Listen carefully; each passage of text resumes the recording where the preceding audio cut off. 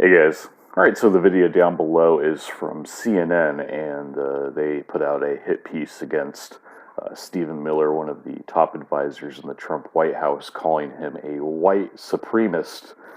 You can find that in the video down below. And they're interviewing a former writer or editor from Breitbart News, and she's talking about how Stephen Miller was pushing white nationalist ideas into the narrative through Steve Bannon, who was also a member of the Trump White House. And Steve Bannon, I believe at the time when he was in the White House, he still had connections to Breitbart. I think he still does, but please fact check me on that. But this whole thing is just completely ridiculous. First of all, Stephen Miller is a Russian Jewish individual. You look at his genealogy, his family migrated from Russia, I believe. And number two, what he's been advocating for is what a lot of more Americans are advocating for. Sure, they might be white nationalists, technically. Okay, let's break this down. Let's give these people the benefit of the doubt for once. The majority of the people who support Trump are white. The majority of the people who support Trump are nationalists. Does that make them white nationalists? Sure. Let's just humor them for a second. But I don't think that makes them white supremacists. I think that if you were to look at the actual ideals of the average white supremacist, these people are like full out 1488. They pretty much just want an entire world dominated by white people. But I think all of us know that's just not possible, and know that that would require a lot of violence and a lot of genetic cleansing, ethnic cleansing, which is not really something that most Americans are for. I don't know if there are any Americans that are for that. I'm sure there's a couple. There's probably not a lot though. Anyways, it's insane because this girl, Katie Mchugh, she's a former writer over there at Breitbart. She put out these tweets. She put out a tweet a few years ago where she was talking about how, if the UK didn't have all these migrants, then they wouldn't be suffering all these terrorist attacks. Well, she's actually right. With all of the migrants coming into Europe, and Germany has seen it, France has seen it. I think Spain is beginning to see their Moorish invasion 2.0, and there's not really anything wrong with that. But in the video down below, the interviewer is saying, did you know that, or did you actually believe those hateful things that you said in your Twitter posts? And she's like, yeah, I actually did. And then she's asking her, did you consider yourself a white supremacist? She's like, you know what? You can call me a white nationalist or white supremacist. That part of me is dead.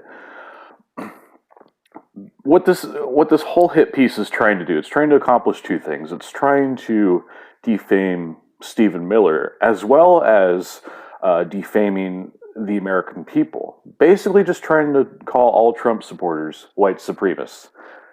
Haven't we seen this before? I mean, this has happened so many times and this has pretty much been happening since Charlottesville, if not even before. I think with Charlottesville, they kind of got some ammunition in their gun, so to speak. They said, okay, well, we can use this as an example to defame over half the country. Just because this happened at Charlottesville, that just makes everybody that supports Trump a racist. That's what they said. And that's what all of the media outlets collude to do. They like to construct a narrative where it can basically it could fit in their favor. So it's really sad. Honestly, it's super sad that there are some people that are dumb enough to believe this crap. Like, for example, I've got a roommate who's not here right now, but he literally every day after he gets off of work and every morning before he goes to work, he has CNN on. And I go down to the other part of my house where another housemate is, and he has CNN on. And they look at the TV with like a hypnotic look in their eyes, like, Tell me what to believe now. Tell me what the orange man did this time. Tell me why I should hate the white man. Guns are bad? Okay. Like that type of thing. So, you know, I think more and more people are starting to wake up, especially when they push the white man bad narrative, which is what they're doing here. They're trying to do the orange man bad, but the main message here is white man bad. Since the majority of the country is white, they're starting to feel a little bit insulted. Even some of these CNN viewers, they're starting to look at this and say, well, I didn't do anything wrong. I'm not a racist. I don't support Trump, but I'm not a racist like what these people are telling me. And I shouldn't have to apologize for my skin color, and nor should anybody, for that matter. That's a very gross double standard that some of these people have. They say, well, whites need to apologize for their skin color, and other races don't because they're somehow oppressed. That gets to be, begins to wear on people, and especially if they have that type of racial treatment in the real world. Like if you go out, if you're a white person, you go out and some person accuses you of having white privilege, and this happened to me, or it didn't happen to me, rather it happened to, I got to see it in live action. One of my coworkers, she was just doing her job. She was a host, and this, I think he was Hispanic. He came in, wasn't able to get a table. It was super busy. This was like right in the middle of summer. And he had accused my host of having white privilege because he couldn't get a table. I think his logic was, if you came in here, you would probably be able to get a table because you're white. Oh my God. And that obviously, that really upset her. I was pretty upset too. I mean, the guy is just a total lowlife, total little social justice warrior trying to get a free meal. Even, she agreed with that. But when white people start to experience this type of thing in the real world, and they say, well, no, I'm not going to apologize for my skin color. That's absurd. And nor should anybody else. And that's absolutely correct. So anyways, going back to the main story. I think that people are really starting to understand how insane this whole thing is. Like I said, they're calling, what's his name? Stephen Miller, a white supremacist, even though he is Jewish. He's of Russian Jewish ancestry. And this might be a subjective thing to say, but I think, quite frankly, his immigration policies are what works best for the United States. And for other countries, for that matter, for all the European countries. And I hope that they're going to come around. I mean, you look at what's happening in Sweden, the United Kingdom, France, Spain, Germany, and, countries like Italy, Hungary, Poland, like they're starting to reject this type of thing. They're starting to say, well, no, we don't want to take these migrants in because we have our own problems as a country. And why should we? Why is it our responsibility to take these migrants in? And why does that make us racist for saying this? Because the reality is that the average person that is, two things here. The average person that's saying that, oh, it's racist if you don't take these migrants in, number one, if you were to say, okay, well, why don't you take them into your home? They would outright reject that. They would say, oh, it's not my responsibility. And they're absolutely correct. It isn't their responsibility. And number two, most of these people, like the white liberal types, they're coming out and they're saying, well, you got to take these migrants in or else you're a racist. That's racist.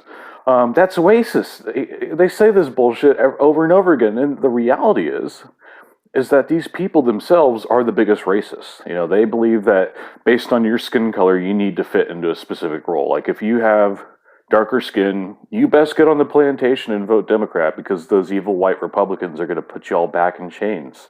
That's literally their mindset. And they don't really care about the plight of the African American or the Hispanic American or whomever, the Jewish American. They just say, no, we want their votes, and we're going to manipulate them. We're going to make them think that they're oppressed, so they stay on the plantation, and they do exactly as they're told, because they're super predators. They're going to commit the most crimes, so we best have them on our team. These people are just, I mean, it's exhausting sometimes listening to these people, and you can't really reason with these people. I'm going to continue to say it. The best way to diffuse all of this is to make sure that they don't get their fat paycheck for doing what they do. So I would say, and there are so many different ways that you can kind of cut off their oxygen, so to speak. It's going to be very hard with the media because what the media does is that they get massive advertising revenue from companies that get subsidies from the U.S. taxpayer. That in itself is state-run media if you look at it very plain and simple. So I mean, that's a whole other topic for a whole other video, but it's something to think about.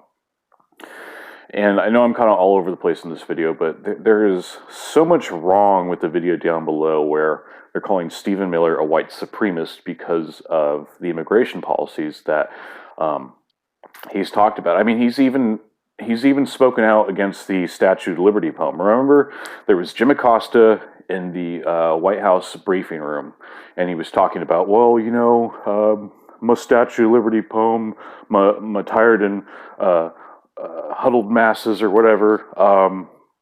That poem has nothing to do with the actual Statue of Liberty. I'll say this again. It was written by Emma Lazarus, and she was a Jew of Russian descent, and she said, I'm really sick of the way the Russian Empire is treating my people. They're putting us into pogroms and work camps. So I need to make an appeal to the Western world in order for us to migrate there. And the Statue of Liberty, as you guys know, if you've done your homework, that has nothing to do with immigration. That was a present from the French. I believe it was a gift from the French in order to celebrate our 100 years of independence as a country. But don't mind facts, guys. Like it's always about your feels. Go with how you feel, and be a good little Democrat. Because that's honestly what they want you to do. They want you to feel so guilty about all these migrants and all these, whatever you want to call them, aliens. It doesn't matter. They don't belong here. They're criminal if they are let into the country illegally, because it's federal law. You can't come into this country illegally. And the thing is, too, it's like all these other countries around the world, they won't have any of that. Like if you were to try to move to Costa Rica, where I lived for about a year and a half, you couldn't go there and get on welfare. You would have to have at least 100,000 put in the bank, and you would have to prove that. And you would actually have to prove your eligibility for employment there, for getting a job down there, because they don't want to take people in that are like deadbeats, that have no talent or skills. They need people down there that are going to contribute something to their country, and that's why I'm not completely against immigration. Like if we're gonna, if we're gonna import more doctors and nurses and technicians from East Asia because we have a low supply here in our own country, then that's fine. But it just doesn't make economic sense to bring these people in that don't have anything to contribute socially or economically. In fact, it would make our country worse off. And the thing is, that's not a racist thing to say, because believe it or not, there are Asian migrants, there are Eastern European migrants, African, Middle Eastern, Indian, you name it. You name it. They're all types of colors. So if you just say, I don't want these people in unless they're bringing something to our country, then I don't know what to tell you. Like, if you think that's racist, then, continue to say that. But I got to tell you, if you are stuck in that mindset, you're going to find out one day that letting all these people into your country has a great consequence. And when you do see that, I'm not going to say, "Oh, I told you so." I'm just going to say, "Hey, look, we'll work together. We'll get these people out of the country. We'll do it. We'll do what's best for our country." And nobody's going to rag on you. Nobody's going to say like, "Oh, we were right, you were wrong." That's I don't think that would be appropriate, honestly. So, anyways, my arm is getting tired here. I think I've said what I need to say. Anyways, it's a beautiful Sunday. I'm going to go out. I got to do a double today, so I'm working from noon to close. Looking forward to that. And I'm running out of breath, so I'm going to go ahead and cut this short. All right, guys, thank you so much for watching. God bless, and I will see you guys later.